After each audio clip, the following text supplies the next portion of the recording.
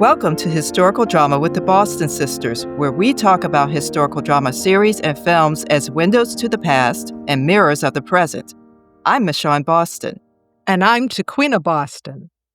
One of our annual traditions for Historical Drama with the Boston Sisters is our preview of historical drama and mystery series with Susanne Simpson, head of scripted content and executive producer of Masterpiece. For those of you who are new to Historical Drama with the Boston Sisters, PBS Masterpiece is a primary inspiration for creating this podcast. Susanne was part of the podcast's launch in November 2021, and each year we are excited to get her highlights of the upcoming season of Masterpiece and Mystery on PBS. Susanne Simpson is a two-time Academy Award nominee and two-time Emmy winner for documentary and dramatic films. As head of scripted content and executive producer of Masterpiece, she has commissioned the original UK productions, including Miss Austen and the upcoming Marble Hall Murders, starring Leslie Manville, MAIGRET, and a new adaptation of the Forsytes Saga. Susanne co-produces many UK programs such as All Creatures Great and Small, Wolf Hall, The Mirror and the Light, and the long-running detective series Grantchester, Endeavour, and Unforgotten.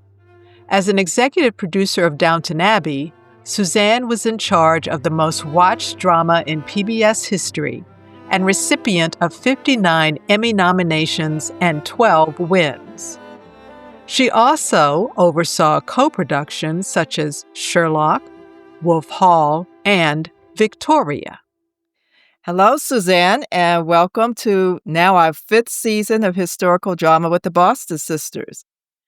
Hi, Michonne. Hi, Tequina. I'm so excited to be here. I look forward to this every year. Well, your previews of Masterpiece and Mystery have become our annual tradition since the podcast launched in 2021. And you give our podcast community what they want. You know, the highlights of probably one of the best British drama series that's available without subscription, a Masterpiece and Mystery. So before we talk about the new season, I want to begin with more recent events that most likely have the attentions of Masterpiece and Mystery fans and our podcast audience. Tequina and I sent a communication to our mailing list and social media followers about the impact of the U.S. Congress withdrawing previously allocated federal funding for public media, including the Corporation for Public Broadcasting, or CPB. Responses we received to our e-blast were heartening from our audience with pledges to support local public media stations. So that was a good thing. Yes, very. But there was also confusion about what this means for PBS programming, especially after CPB announced its closure and wind down of operations that support PBS stations' production and programming. How are Masterpiece and Mystery proceeding in this current environment now that the Congress has eliminated funding for public media? Well, I would say Masterpiece is very fortunate, not only because PBS wants to support us, continue to support us, but our sponsor, Viking, just signed up for 2 years, 26 and 27. And they did it to show their support for us. And so we're incredibly lucky because we have not only PBS support, we have Viking, another corporate sponsor, and we have the Masterpiece Trust, which are donors who give directly to us and their stations. And that has made such a difference. Yeah, well, it's good to hear that Masterpiece still has such support, and we want to encourage people to support their public television and radio stations so that we can continue to have programming like Masterpiece. Thank you. It's really more and more important. Yeah. So on to, let's say, a little lighter topic. What are some of the highlights you'd like to share with our audience from the 2025 to 2026 season of Masterpiece and Mystery? Oh, well, I have a lot of new things to talk about. But I'm also just going to remind people that if they do have Passport or they are on the PBS Masterpiece Prime channel, that we had some wonderful shows this year. We had the second season of Wolf Hall with Damian Lewis and Mark Rylance. We had Miss Austen with Keely Hawes and Rose Leslie. And we're just broadcasting now the Marlowe Murder Club and Unforgotten, season 6. So, people can catch up on those shows if that's the kind of thing they're interested in. So I just want to make sure everybody knows we have already had a great year. But we have 2 shows coming up for the end of this year that are just fantastic. And one of them is called MAIGRET, and it's an adaptation of a series of books written by Georges Simenon, and they're about a French detective. And the novels were written between the 1930s and the 1960s, and there's already been several adaptations. But the way that this is different is instead of us going back to the period of the 1930s, we are doing this in a contemporary setting in Paris. And it's really about a younger Maigret and kind of explaining how he became the famous detective that he does. And Maigret has a superpower, and his superpower is that he understands psychology. And so he is the one who is always able to figure out why somebody was killed or why the murderer might have done it. And because he has that superpower, he sees things that other people don't see. He reads signs that other people don't see. And I'll just tell you one story about this series, which it was brought to us by Colin Callender, who is the producer of Wolf Hall and also All Creatures Great and Small. Oh, my. Yes. So Colin is a good friend and somebody who has created programs that are among the best that we show. And it was his idea to do it as a contemporary, and he brought on an amazing writer, Patrick Harbison. And Patrick Harbison wrote for Homeland for many, many years. And he is I read the scripts, and that's why I decided to do the show, is I thought the scripts were so excellent. And Maigret is slightly different from our other detectives. I feel like this show is a little bit like Endeavor, kind of peeking into the younger Yes. of the detective. And the other thing, mostly our detectives are, brooding and have sad backstories and that. Maigret, not so much. He's happily married, and Stephanie Martini plays his wife. Stephanie had been in several of our shows, including Tennyson, which was a younger version of Prime Suspect. And they're wonderful together. And when Colin brought the show to us and we started to cast it, we were having trouble finding the right person for it. And they had audition tapes of 117 people for the part. Wow. And I said, well, send me your cut down version of that, your prime candidates. And he sent me 38 audition tapes. And I watched them, so did my staff. And there was one person above everyone else, and his name was Ben Wainwright. And he's not well known to our audience. He hasn't been in a lot of shows. And when I got on the phone with Colin, it was like, he said, "Who do you like?" And I said, "I love Ben Wainwright." And he said, "So do we. He hasn't been available, but I just got a call from his agent this morning, and now he's available."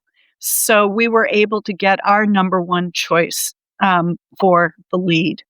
And anyway, so I think it's a really very cinematic show, really well written. So I hope people find it this fall. It's coming out in October. And then a real treat for our audience is that at 10 o'clock, we're starting a new series called The Gold. And this is a show that was made by the BBC. And it's a true life story about a Brinks-like robbery where some thieves decide they're going to steal money, but in fact, they come across a gold reserve that's worth a lot more. It's worth, I believe, about $32 million in US dollars, and they get away with it.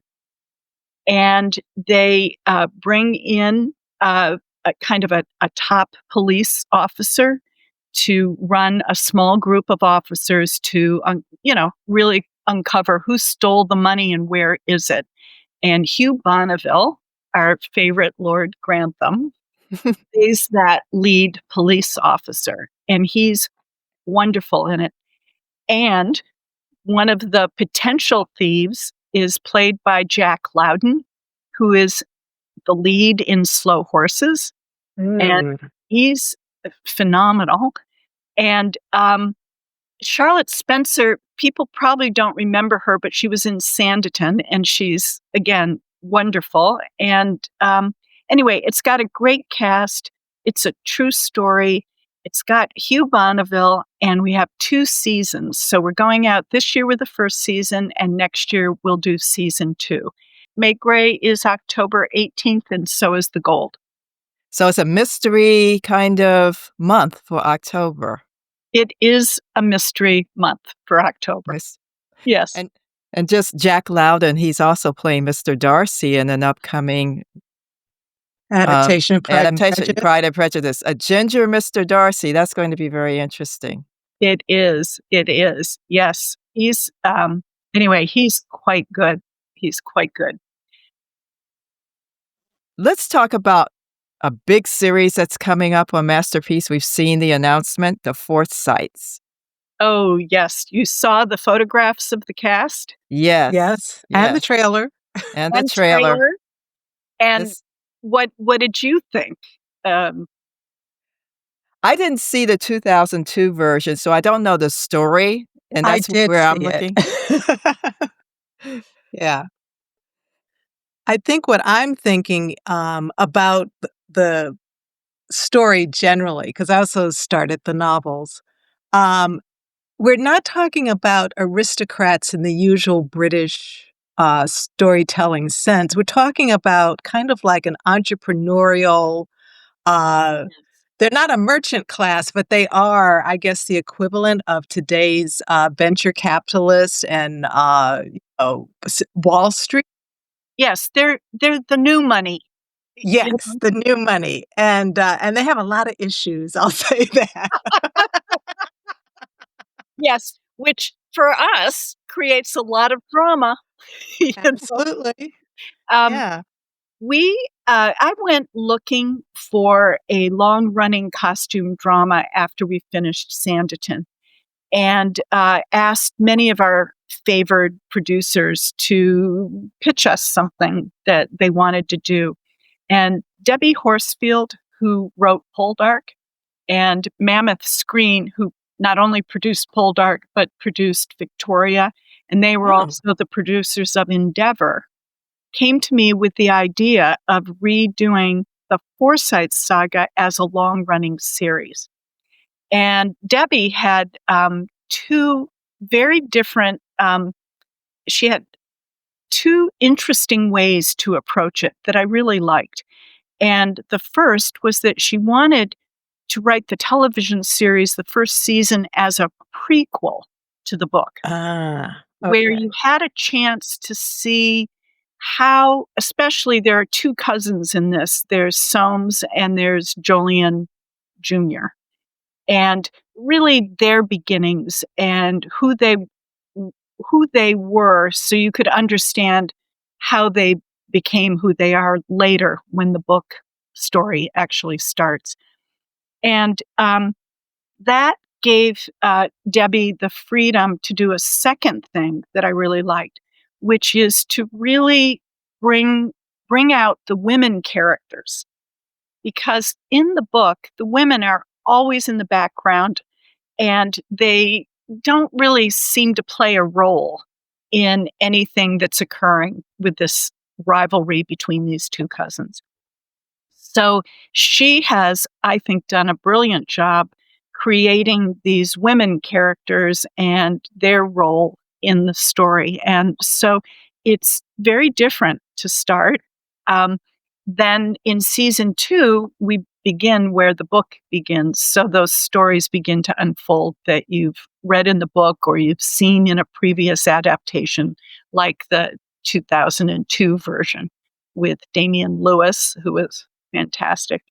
But I'm really excited about it because one of the things that we were able to do was we were able to bring on cast members for the older generation that people know. So Francesca Annis plays the matriarch.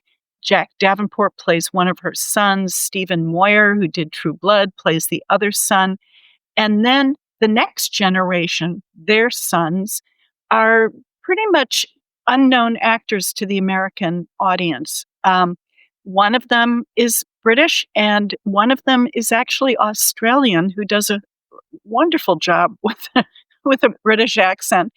And so we have people, that American audiences haven't seen before. Josh Orpin plays Soames, and Danny, I'm going to forget his last name, plays Jolyon Jr. And we have Millie Gibson, who was in Doctor Who plays Irene. And so it's very exciting that way. So we have done something that we've never done at Masterpiece before, which is we have greenlit not only season 1, which is now all finished and will be going out next spring with it. UK Channel 5 is our partner, and they're going to go out with it late fall in the UK. But we not only greenlit season 1, we greenlit season 2. And so this year, all of season 2 now has been filmed, and I'm looking at the cuts for the first 2 episodes of that. And I just think it even gets better in season 2. It's just, now that you know the characters, you can really begin to see them more deeply and see the conflicts and all of that. And there is one actress who our audience may recognize, Tuppence Middleton. Yes. Who plays a character, Frances, who is married to the Jolyon Jr. And she's kind of a society maven. She was kind of handpicked for Jolyon Jr. so that he could rise in social status, which is what the Forsytes are trying to do, because they are beyond wealthy, but they don't quite yet have the social status of the aristocrats. So, of course, the goal is to get this younger generation married off to the lords and ladies of England. And so anyway, I really see the show thematically about duty to your family, and then what happens when it conflicts with matters of the heart. So how are the characters dealing with that? How are the parents of the characters, dealing with it? And it's really, I think, a good show. So I hope our audience is going to enjoy it as much as we do. Yeah. Even today, with families of power or wealth, in the selection of partners to marry, you still are, well, it appears to be that they are still looking for people with buy-in to what the family does, or what do you bring to the table. Yes. Right. They're almost trying to create superpower couples, that kind of thing. And that is the ambition of the Forsyte family. they want to be as powerful and accepted in British society. They came from very humble beginnings, farmers, and yet the grandfather got into the stockbroking business and was able to make a lot of money. And now his sons have taken over that business, but it's who's going to take it over for the future generations. And that's one of the conflicts in the show.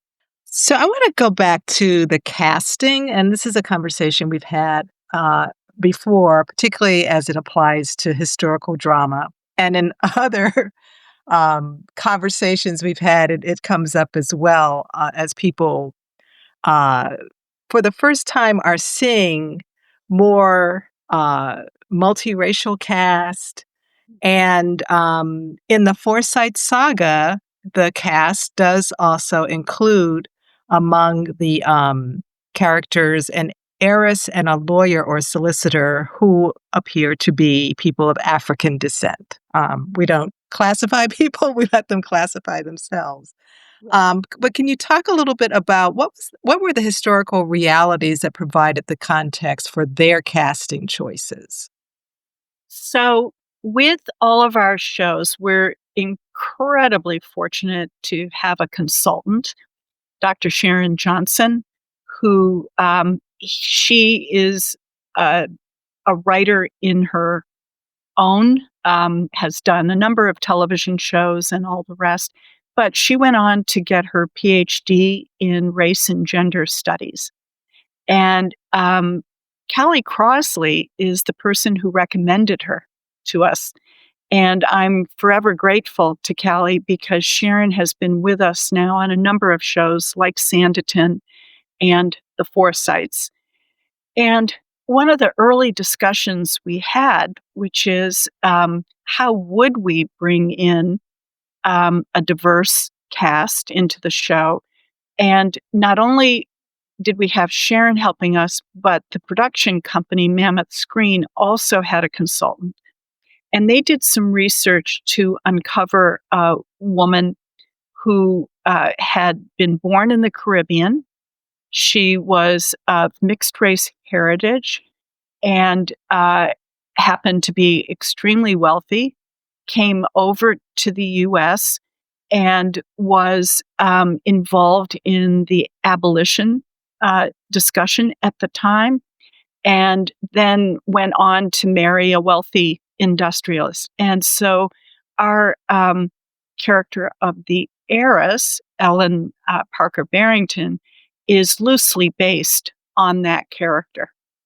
And then we were also looking for how could we bring in somebody who was younger.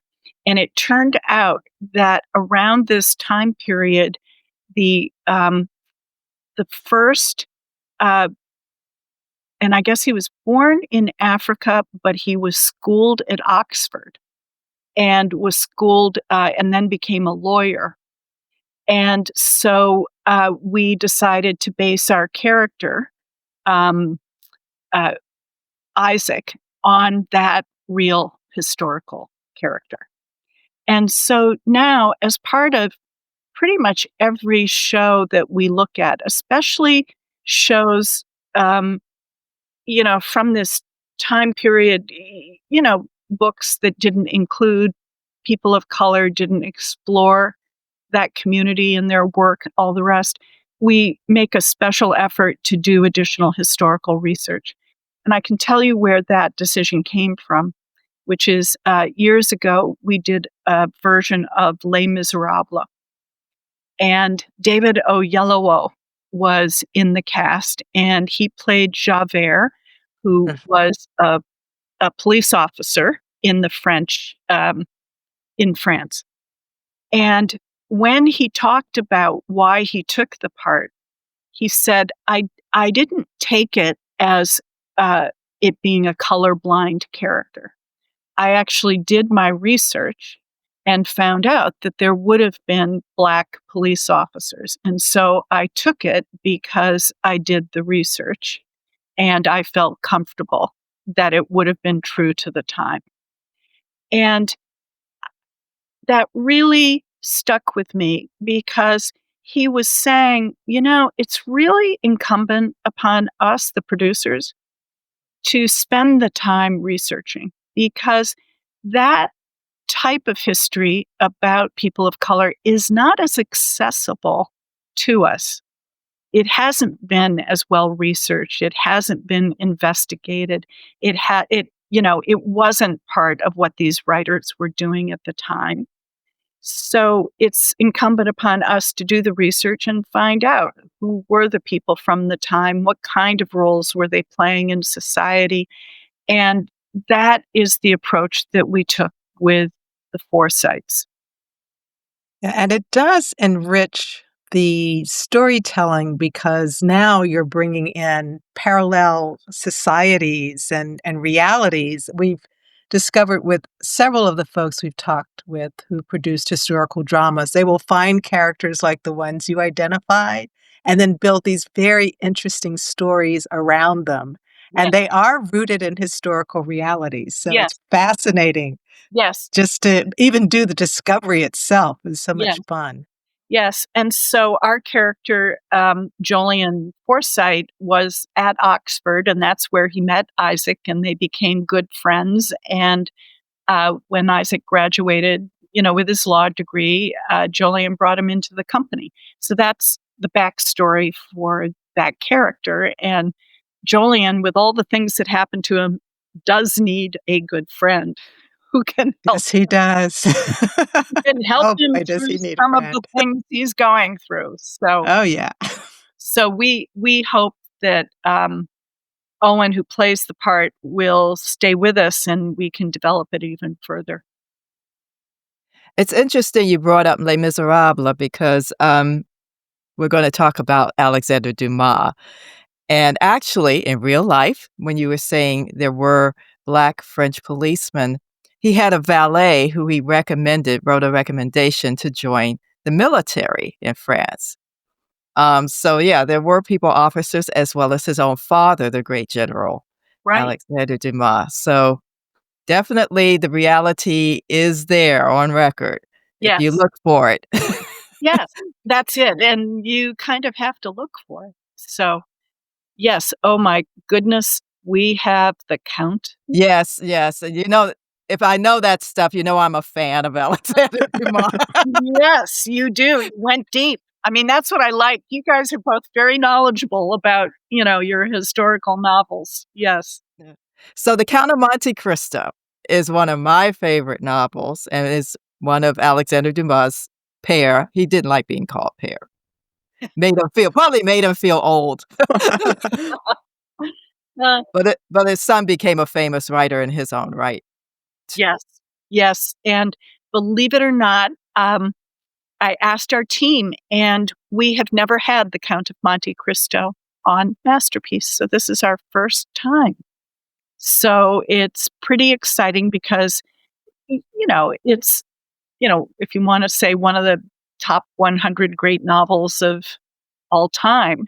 And this was really a great surprise for us because this was not made by a British company. This was made by a French and Italian company doing English language show, which is highly unusual, but they did it because they hoped it would have international distribution. They did cast Sam Claflin in the lead role, and Sam has done some very popular shows in the US, and he's just a phenomenal actor. And there's even a small part by Jeremy Irons in it. And I had read about this show, that it was being made. And so I decided to call up the producer and ask, do you have an American partner yet? And they didn't.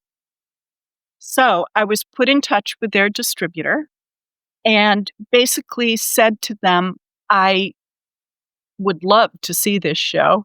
I think it would be perfect on Masterpiece. And I was told that there were some other offers from American groups, that were significant and probably something we couldn't achieve. And I just said, well, if something happens and you decide, you're still looking for a partner, please call me, come back to me. And sure enough, about 3.5 months later, I got a call saying we're ready to talk about the show. So it's the production quality. Wait till you see it. It's just phenomenal. And I know when I presented this to the public television stations at our annual meeting that there were gasps in the room when we showed this. So I got very lucky. And now, which is wonderful, is that the French and Italian partners like working with us so much that they have proposed yet another show. And Billy August, who's the Danish director, he's done a lot of feature films, directed The Count of Monte Cristo, and he wants to do another well-known book. And he is just a phenomenal director. And so we are being offered the first chance at his new project. So I just love how things happen in ways you can't predict. So we're very pleased, very proud to have that show as well. I wanted to talk about the protagonist, Edmond Dantès. He has a vendetta, and maybe I should even say the word retribution. That seems to be in the air of these days. Revenge. Yeah. Revenge. Yeah. I have to admit, that's part of the reasons why I love this article.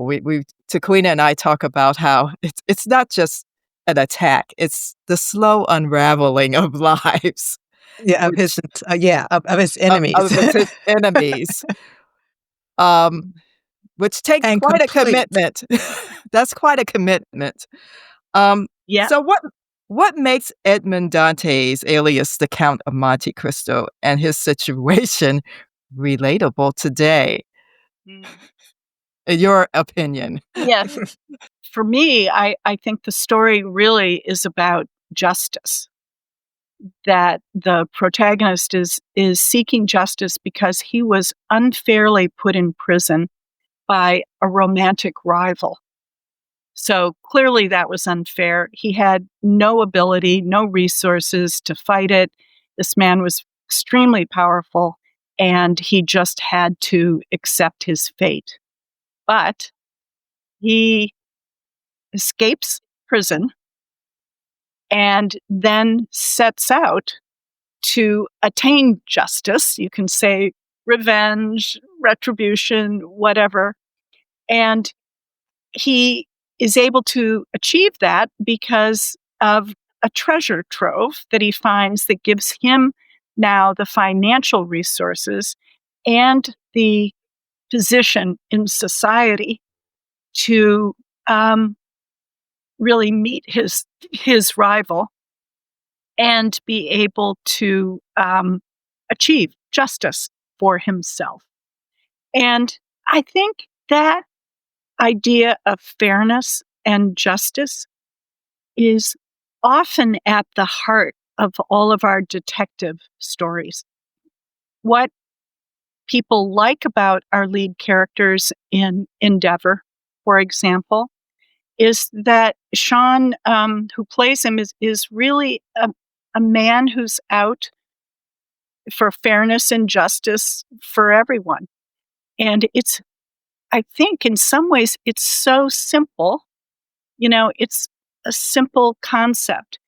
And yet now it seems to be a very complicated one for people.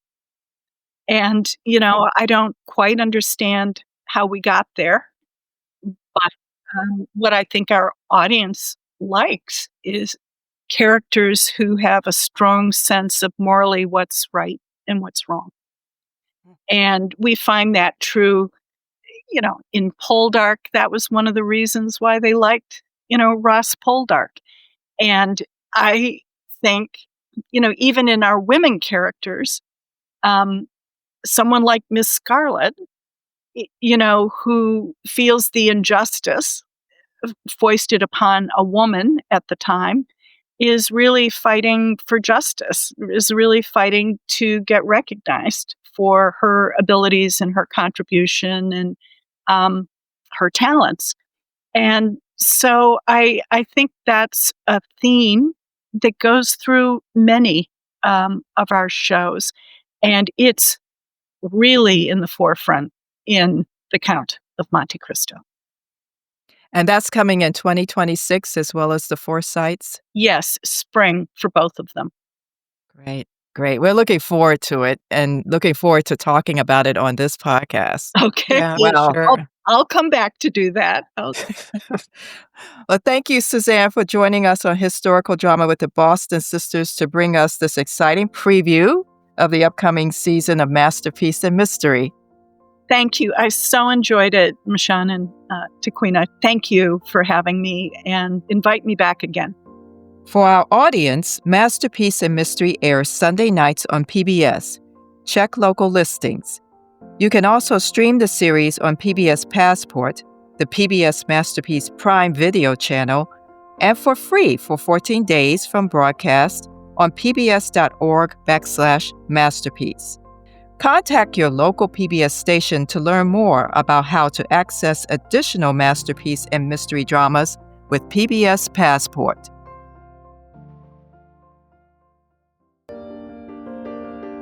Thank you for catching this episode of Historical Drama with the Boston Sisters. We hope you enjoyed our exploration of captivating historical films and series dramas. Find us on Instagram at Historical Drama Sisters and on Facebook at Historical Drama Boston Sisters. We want to hear from you. What historical dramas are you watching? Share your favorites. We may feature them in a future episode. Don't forget to subscribe.